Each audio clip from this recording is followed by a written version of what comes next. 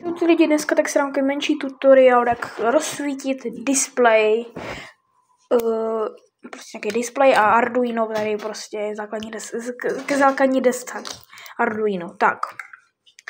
Takže vezměte si ten displej prostě, a jak máte tady ty piny, no prostě ty železní štěteračky, tak prostě přijdete a musíte to na Arduino přidělat takhle, aby vám prostě jeden takhle čouhal pryč, který není prostě zapojený, jo? Mám takhle displej zapojený, tak můžete si to fotit. Takhle, tak a teď, když to zapojím, tak se nám rozsvítí displej. To zapojit. Tak zapil jsem to a displej nám svítí. Jo, vidíte, displej nám svítí. Světilka to nevadí.